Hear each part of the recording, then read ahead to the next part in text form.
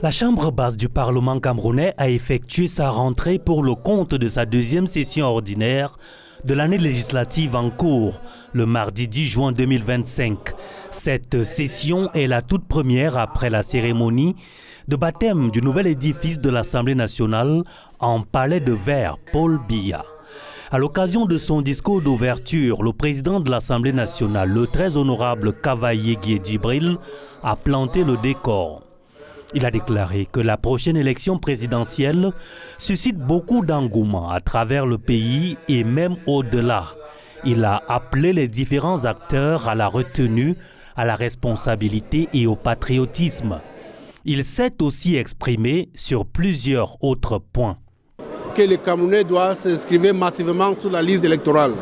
Et il a aussi parlé de l'affaire des cartes nationales d'identité. Et nous avons la chance maintenant que les cartes nationales sont en 48 heures. Donc il n'y a aucune raison pour un Camerounais de rester sans carte électorale. Les esprits des uns et des autres sont résolument tournés vers la présidentielle d'octobre prochain.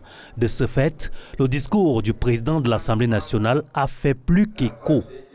Je suis très contente que le PAN ait personnellement rappelé à Elekam et à tous ceux qui sont en charge de produire les cartes d'identité, de vraiment le faire rapidement. Il a d'ailleurs donné l'exemple dans la zone du Nord où qu'il maîtrise, où les cartes d'Elekam ne sont pas encore arrivées.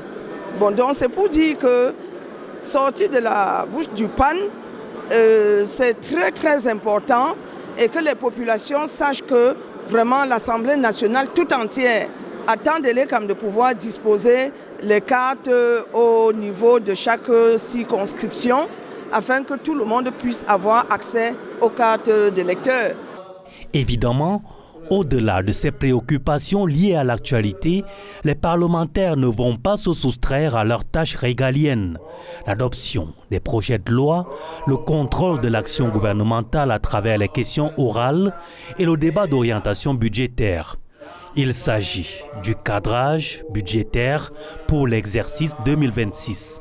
Après cette session ordinaire de la Chambre basse du Parlement, rendez-vous est pris pour la prestation de serment du président de la République, sauf en cas de convocation d'une session extraordinaire.